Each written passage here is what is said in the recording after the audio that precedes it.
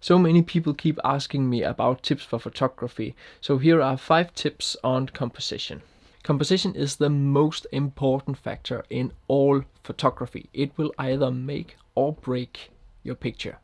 And the first tip is also what I would consider the most important factor in all of photography. The first point I want to make is you need a focal point. And what is a focal point? The focal point is a point which is the point of interest. Imagine you have a stage. You want to take a picture of what's on that stage, not the entire stage, not the entire scene. You need something which draws attention. So here's the first example. This is an old picture of mine, and there is simply nothing of interest to look at here. It is basically just a big plate of colors. Like, there is a bit of lights out here, but I didn't take the picture with that in mind. Here's another one. Of course, our attention goes to the sun, it goes to the trees here, and it can also go to the fields and the flare down here, but there's no real point of interest. It's just a blank stage. Here, on the contrary, there is something of interest. Stonehenge is the focal point of this picture. There's no doubt about it. Another one here, the lone tree from Snowdonia National Park. That is what I am taking a picture of. There are no doubt about it.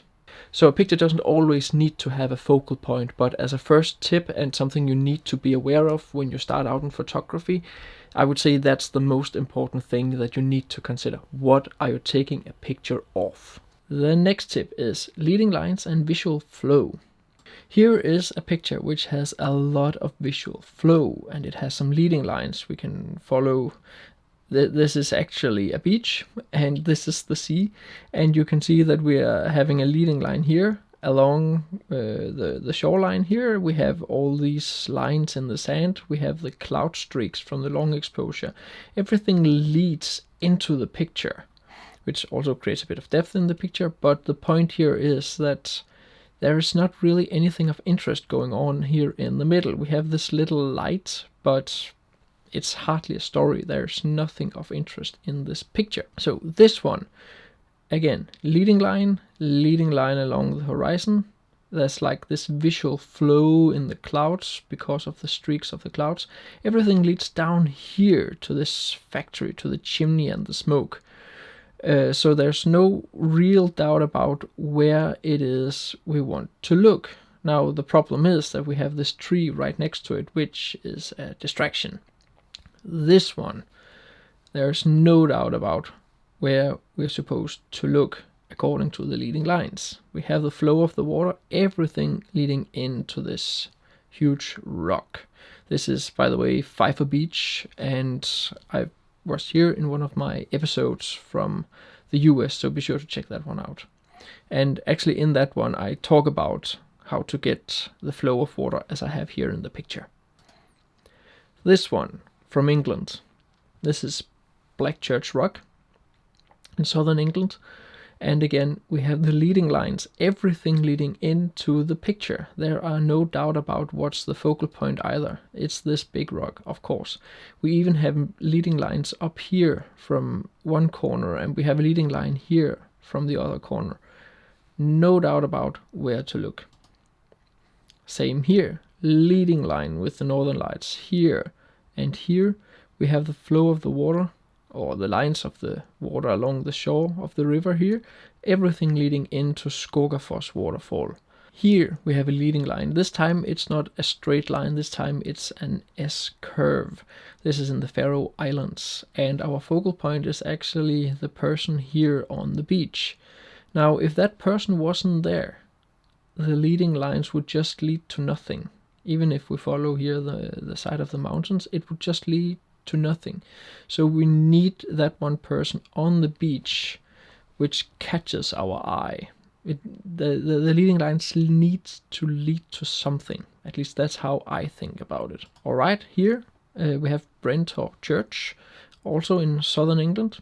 There is no doubt about what we are supposed to look at. It is obviously the church. And down here we have leading lines. Some would probably think that these leading lines lead us out of the picture. If we follow them, we go out of the picture. But it stops here because we have another leading line which crosses in, so we more have this kind of unintentional, well, from my point of view it was intentional because I saw it when I took the picture, more of an S curve which leads to the church. Alright, same here. We have this very strong line which goes into the top of the dunes. This is, by the way, from Death Valley in the US. And we have the Milky Way again leading down to here. This is where the action happens. So think about a leading line that leads to something. It doesn't have necessarily to lead to something, but in 99% of the times it should. Having a line that leads the eye through the picture into an empty horizon is just boring. It doesn't make sense. It creates depth for the sake of depth, not for the sake of storytelling. Get it? Alright, the next tip is that the eyes are drawn to brightness, contrast, and faces in a picture. So what do I mean by that? If we take this same example as we had before, you can see that there are no doubt about where your eyes go. The most contrasty part of the picture is the rock, and we have a lot of brightness around it. We even have this little hole which, like, you almost can't get your eyes from it because it is so bright and it is in a contrasty area. Same goes for the church here. You have the church, which is relatively dark, on a fairly bright background. This is the brightest part of the picture. It's this background. Same here for Black Church Rock. You have the person in here, which creates a huge contrast on this very bright background. You have the church, the rock itself, which on a bright background creates a huge contrast. Same goes from here, from Double Arches in Arches National Park. We have this little person standing up here, which creates a huge contrast in this little hole down here. And then of course we have the leading lines from the clouds and like the visual flow going down into the picture. Okay, so how can you check what is the most contrasty parts of your picture, or see unintentional bright parts of your picture? Well, one thing is you can squeeze your eyes so that your picture is blurred. You can also, of course, just blur the picture. So here are some examples. Again, no doubt about that the most contrasty part of the picture is the rock. And here, Black Church Rock, you automatically go to here where the opening, where the arch is, and then you see the triangle here of the rock. Next one, here. This one is actually a bit harder.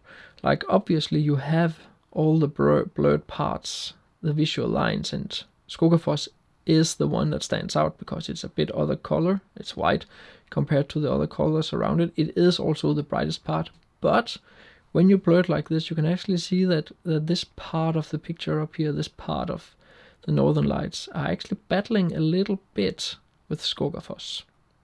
You might recognize this one of Kirkjufell. Here, it's more like a visual flow or a line that goes through the picture. You can follow the Northern Lights from here all the way through down here and then to the waterfalls.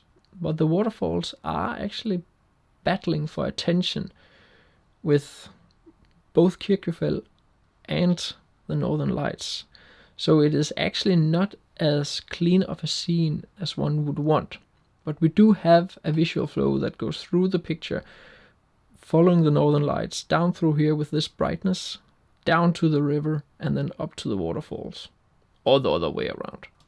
So here it is without being blurred. You can squeeze your eyes and you will probably see something like how it looks when I blurred it.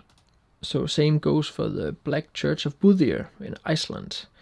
There is no doubt about what you are supposed to look at. Right here, the most contrasty part of the picture. And like this, when it's not blurred. All right. So tip number 4 is balance. Balance is so important. Imagine you have a picture or you have a scale and you put your picture on that scale. So is the picture going to tip right? Does it feel as if it's tipping right, or does it feel as if it's tipping left?